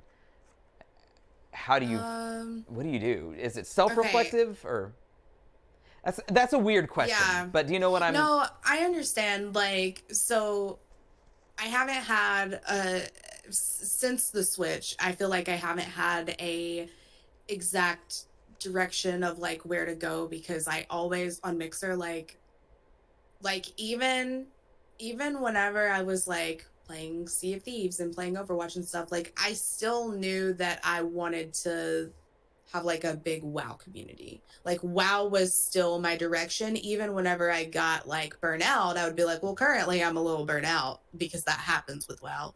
But like I still knew what my end game was. And I think that whenever the move happened, I was like, is my end game even possible on Twitch? Right. Because on Mixer, it was like a blank canvas. You could create whatever you wanted, you know? Yeah. On Twitch, it's like you gotta fit yourself into what you want. And I just honestly like don't know how possible that is. And it kind of freaks me out. So yeah, I have lost that direction, because I used to be like, well, I'm a WoW streamer, and now I'm like, I don't know what kind of streamer I am. Like, I don't know what's happening, you know? But lately it's been back to WoW, and it's been great. Is But Shadowlands like that? Um, lighthouse in the fog where it's like I have a thing, I have a goal, I have a No, it's like a spooky lighthouse. Like I'm yeah. afraid of it. You're afraid of Uh, Shadowlands? yeah, honestly, to like I'm excited about it, but I am afraid because I know that the second it drops, I'm gonna be buried under like hundreds of people. And it's like, okay, well, I can either like I'm either gonna sink or float. And I just have to like and I'm kind of self-sabotaging. I've been doing this for the past like month and a half, just like thinking about Shadowlands. Like I'm getting nervous about it because the directory is gonna be full of people, but it's also gonna be full of streamers. And so I think it's gonna be even harder to be discovered than it already is. Right. And it's already really difficult. So I've been kind of freaking out about it. And that self-sabotaging thing, like that's a real thing, and we all do it to a certain extent, right? Because we like to be right. Even when we fail, we like to, and when I say fail, I don't mean like you've failed. I just mean like when we don't live up to our own expectation, or when we, we have these ideas and these expectations and we like to fulfill them even when they're negative. So if it's like, okay, I'm expecting that 1 million people are going to be playing Shadowlands. So maybe, maybe I'm not going to go all out. Maybe I'm not going to make a big deal out of it. And then if it doesn't go so well, then I was right. So Yeah. that's a really tough thing to pull out of. That's what I have been thinking for the past probably month and a half. I've been really nervous about it. And then the past 2 weeks, I kind of felt like, I guess, like reassured. I don't know how to explain it, but like, so I've been doing the Shadowlands beta key giveaways, and it's not like the giveaways that like have like the people that are coming from the giveaways. It's not like that's reassured me. It was the fact that Blizzard was like, you're valued enough to have these. And I Right. think that was one of those things for me that was like, oh wait, I am still a content creator that they value. And And that's right, like that's the key then, right? Is mhm, focusing on what you find valuable. So if it's, Blizzard reassuring you like, hey, we still have your back, and your mhm, community being like, hey, we still have your back, can you create an experience around that where you're playing WoW with the people that you love, and mhm. creating that fun atmosphere, because people will be able to tell if you're having fun or not, right? Yeah, yeah. And I really tried to like center back in on that, like specifically in the past 2 weeks, because the 2 months before that have been all over the place. And it's just been because of fear. And so I'm trying to tell myself that even if I am afraid, I shouldn't let fear change my end goal. And I have such a great WoW community already. Even if it gets scary, I still have them. So why not just like leap in with them, you know? Right.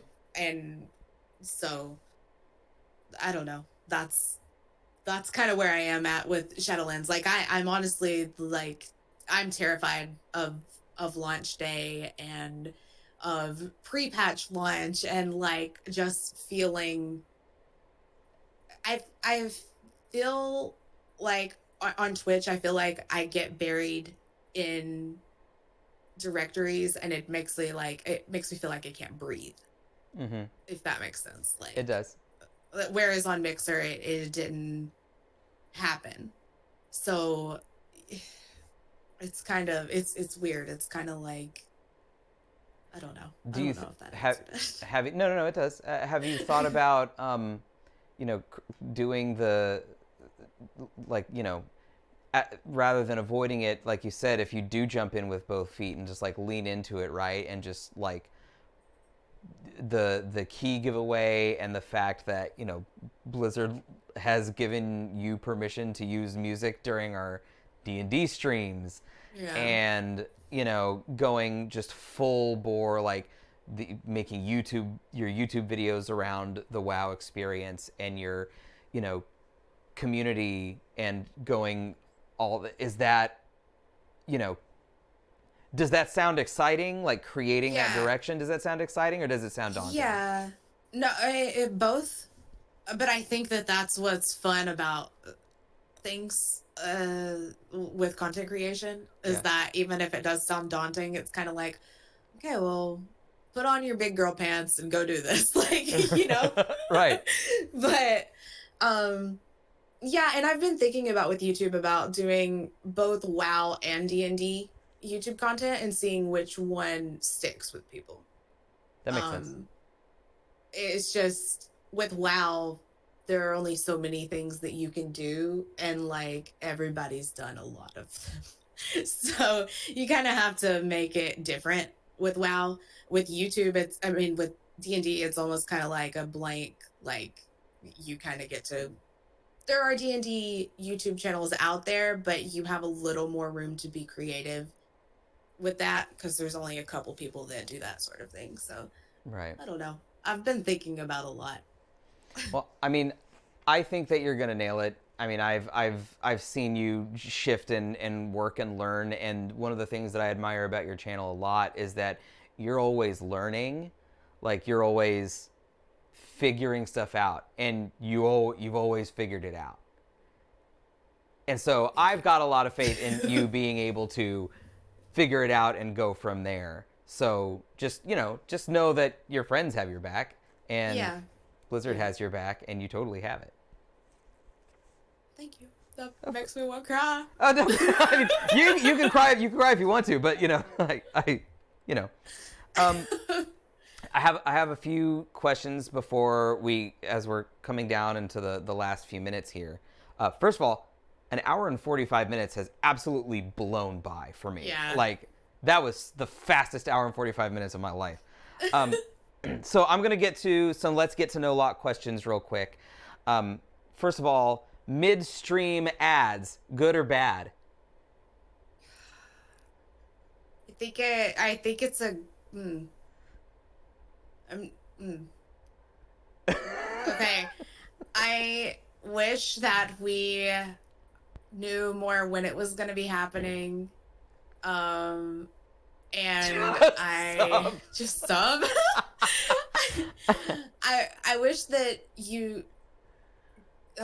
I know that we have the option to control ads and stuff, and like part of the reason that we're getting these midstream ads is because people just straight up aren't like doing any ads on their channel in stream, and I'm one of those people. I don't do it because I'm like, well, if people get a pre-roll ad, that's good enough for me. Like that's fine. But I understand from a business standpoint why they're doing it, but I think it's a terrible idea. I thought about doing a gag at the beginning of the stream here where I was like, hey everybody, welcome to the show. This is Loch Ness, and then just like jumping straight to like a Burger King commercial or something. Like I thought about doing that gag just for fun, but it's funny. I've seen some people doing it. It's hilarious. I think knowing when it's happening would be good, and I also think encouraging us to run our own is fine, and creating those ads is fine. I think so. Yes and no, Joseph. We do have a button where we can roll them, and when we roll them, it keeps them from happening for a certain amount of time. But some viewers are straight up just getting hit with it. It's not stream based; it's viewer based. So we could be sitting here talking, and Newbits and Nutria could see nothing, and then you're a subscriber, so it wouldn't happen. But assuming you're not, you could be in the middle of a boss fight, or we could be in the middle of a serious discussion about the future of Locke's channel when have you considered the Jeep Wrangler? Son of a bitch, go grab one of them Jeep Wranglers right now. Yeah. And it's so. I think that I just need to start. I would like to start like whenever I get up and take a little break, just like running some. Yeah. But also, I know people who straight up leave whenever streamers do that. Yeah. Like it makes them mad. And I mean, if it keeps the viewer from getting a ad just like randomly, I think it's better. But Well, I don't designated know. break just makes sense because, like, if I'm gonna use the restroom, so let me pop the ad real quick. I think Yeah. most people would be like, I'm, not that given like our viewership that it's like a huge boon or anything like that, but like, this is Hmm. beneficial to you. Also, you're taking a break, so why not? Hmm. Yeah. I just have. I'm just like known people who don't like it no matter what the No streamer matter does. what. And I think that that's just the people are like some people are hard to please. Yeah, But that's true. I mean I have pre-roll ads on and stuff, but that doesn't keep it from playing 2 hours in Right. randomly, Exactly. So, Are and you even getting? Oh, sorry. Go ahead. I didn't mean to oh no, I cut was off. just gonna just one little like tiny thing. Even the like even playing an ad is not gonna stop it from happening for someone who joins the stream like right after that ad happens. Right. Does that make sense? Uh huh. Like, Gee, did you literally get an ad and miss that answer? That is freaking hysterical. no way. Oh my god. That is exactly what I was. Wow. That's funny. Well, actually, Gee, we pitched your whole channel during that answer. It's a shame you didn't hear it. We were like, I don't know if you're still in our neckish of the woods, Gee, but me, you, and Jedi live in this. I think live in the same general area. So yeah, we were just like, hey, go watch Gee, go watch Gee's Oh my stream. gosh. That was all we did. Um, okay, so consoles this year, are you gonna get either the 5 or the Xbox? We were talking about that last night, and the main reason we were gonna get the PS5 is for the Miles Morales Spider-Man. Mm-hmm. But it's gonna be available on PS4. So we actually don't know now what we're gonna do because that was the game that was our like deciding factor. Right. So we might honestly, if we get one, it'll be the PS5 probably, right, Zach? Right?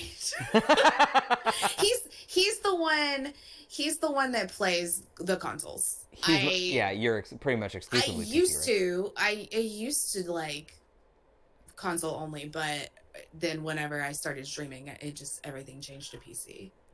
Yeah, I Did heard you that. hear Yeah, him? Yeah. I heard it. What's the most frustrating game you've ever played? Getting over it. I love watching Getting Over It. That game was awesome. Gosh. What's the most embarrassing? I'm gonna No, lightning wait, round this for no. you. Oh, go ahead. No, wait. Cuphead. Oh yeah. Nerdez and I Yeah, have not no. finished Cuphead. No, yeah, I haven't. Well, I don't. We talked about that earlier. I don't finish games, but Cuphead, 100%. That Yeah, that sticks in my craw. We got to finish that. Mm-hmm. Okay, I'm gonna lightning round these so that I can let you go. But these are very important questions, so I have to get to them. Okay. No, that's fine. What's the most embarrassing thing that happens to you while streaming? And you can talk about a specific moment, but like for example, for me, if I look up and I see that someone followed 7 minutes ago and I didn't acknowledge it, I hate myself. I Mm-hmm. hate it. I hate missing that. I read chat like a lot of people like read chat from like the top down or like the middle down, and I read it from the bottom up. Uh-huh. It just I don't know why like my brain just I've tried to fix it, and so I always feel bad like terrible if I've like missed something. But I think one of the most it wasn't necessarily embarrassing, but the most like oh my gosh moment was I was like pulling my microphone closer to me and Zach, and the whole thing just like fell off, and it was like, like, and when I was just like, oh my gosh, I thought I broke it. That, yeah, That's I don't know. fantastic. Can you guys think of any other random stuff that happens to me? Yeah, if The other anybody day, in chat the knows a other day, my lock WoW moment. tune was just like naked, and I didn't know why. She was just like standing there, like in her like undergarments. Skivs. Yeah, and then all of her clothes just popped back on like instantly, and I was like, "What?" That happens in PUBG, where every time when you load up into a lobby, like especially on the Xbox One, like pre-X, because it loads in things in Yeah. layers. Everybody's Yeah. like, naked party, pants Yep. party. Oh, no, there's Yep. your clothes. So. that Oh, makes sense. Nubis is right. My ability to fail at words all the time, even this most simple words, I will mess up somehow. That happens. So what's your coffee of choice? Mm, just well, today I'm having like iced coffee. It's a Starbucks like cold brew, and I have almond milk in it, Oh, and it's like pretty perfect. oh, fantastic. So I like really dark and like really strong tasting coffee. Oh, you want the coffee to hit you as you drink it. Yeah, I want to taste the coffee taste. If even if I get a sweet coffee, I'll add like an extra shot of espresso to it, so I can still taste the coffee, but also still taste the sweet. So, That's awesome. Favorite breakfast food? um, lately it's been a bagel with cream cheese and everything bagel seasoning on it Ooh. because I've recently discovered that seasoning for the first time and I'm obsessed. What's your favorite movie? Uh, A New Hope. A New Hope. Yeah. The most boring of the Star Wars films. Episode 4? Yeah. It's like There's 9, 10, 11 Star Wars films, and it's it's literally the last one I would watch. Not to say that my taste would be Really? everybody's, but yeah. it to me it's the best because of the Oh, sorry. Okay, I'm in the minority apparently. wow, Everybody got attacking you? upset. Okay.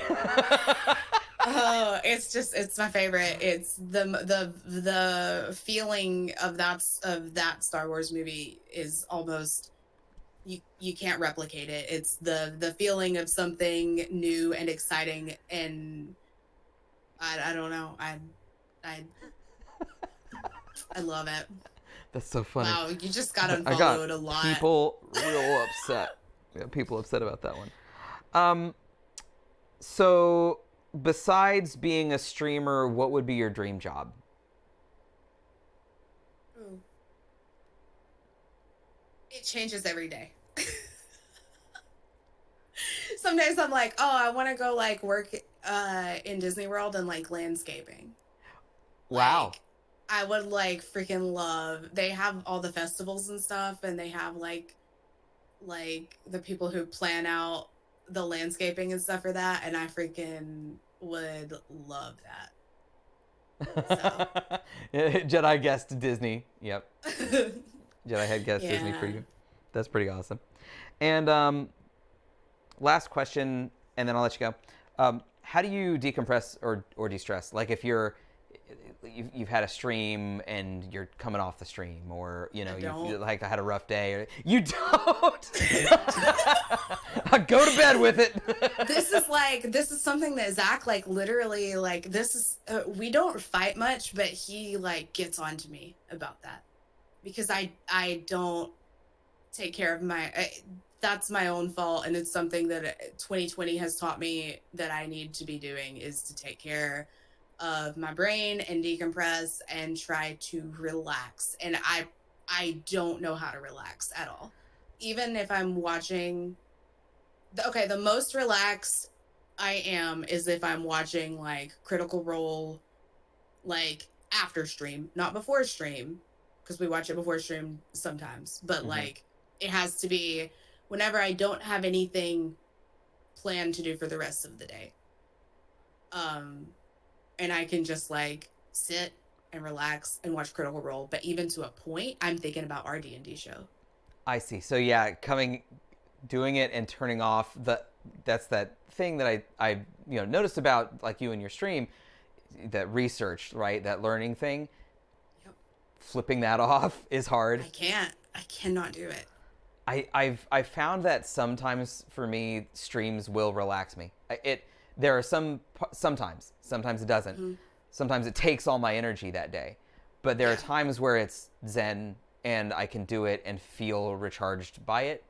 So I would encourage you to find a way to find that switch and be like, I don't have to learn anything from this, because, and maybe this will help, sometimes when you switch that, actually I would say that you are probably at times more likely to learn from something when you're not actively trying to learn from it. If you're not digging through that content and you just let that content hit you, I think you might be in a more, I think a lot of people will be in a more receptive space, right? So if I'm like, I will like run a bath.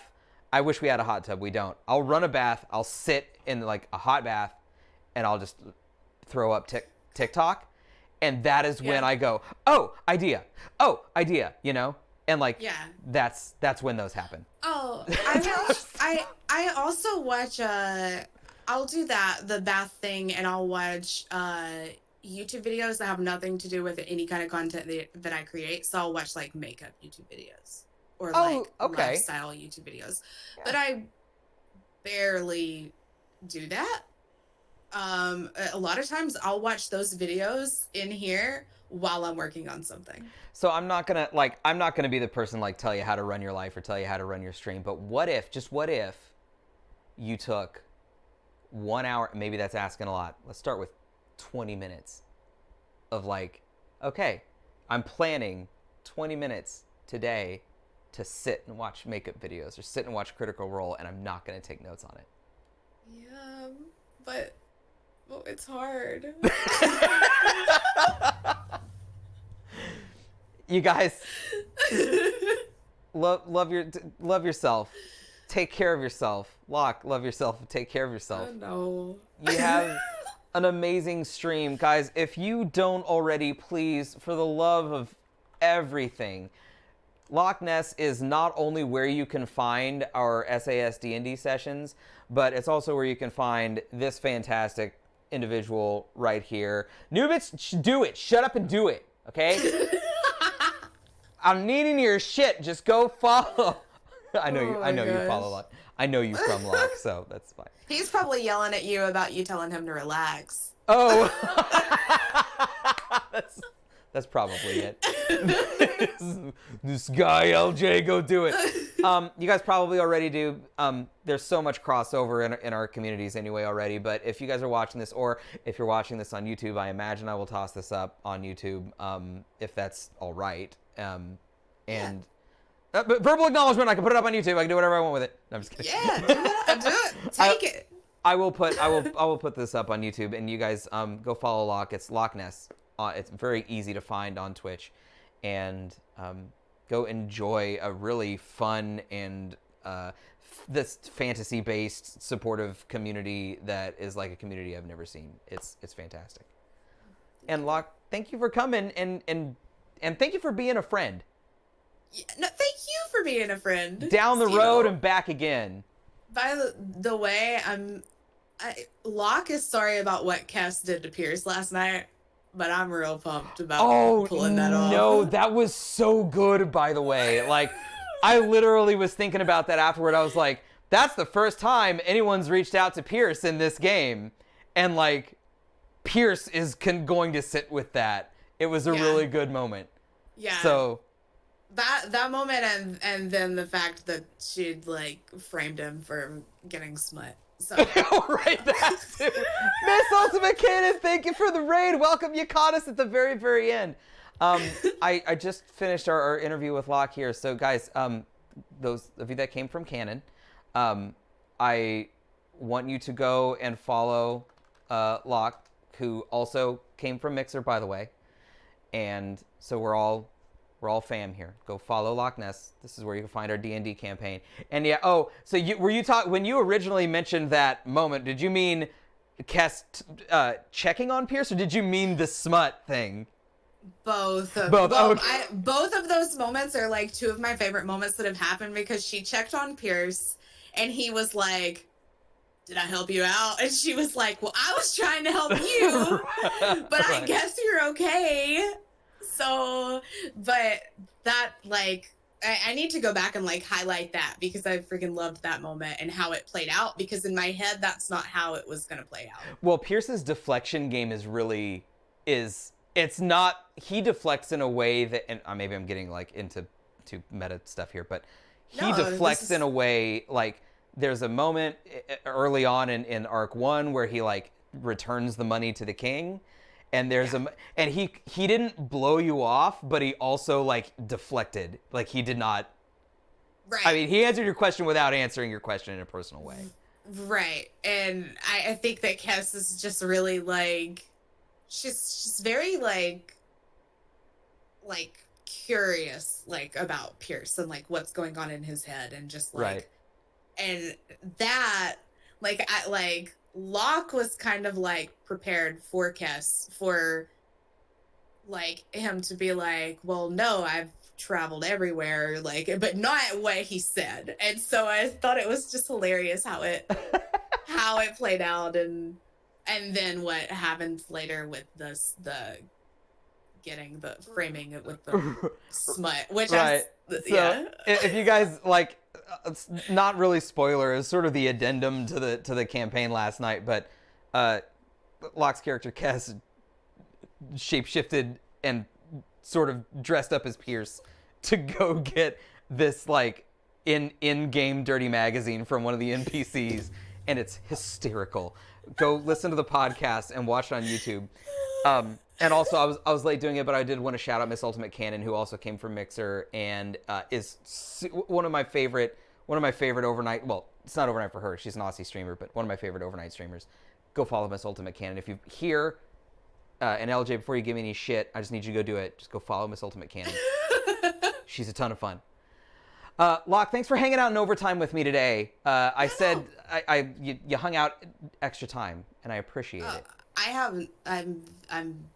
I told you after this I'm gonna nap, so I'm good. Go. I already told you. Go nap. Go nap in self-care. I'll let you go first. Locke, Okay. Thank you for hanging out with me, and I will see you very soon, I'm sure. Bye. Bye, Locke. And everybody else hanging out with me today, thank you so much for coming by and giving great questions to Locke. And this was a blast. I had a ton of fun, and I hope you guys did too.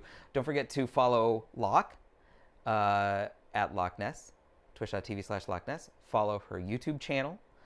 And if you want to follow us, check out our YouTube channel. It's Gutter Nerds. Check out our TikTok. It's Gutter Nerds. It's Gutter Nerds everywhere.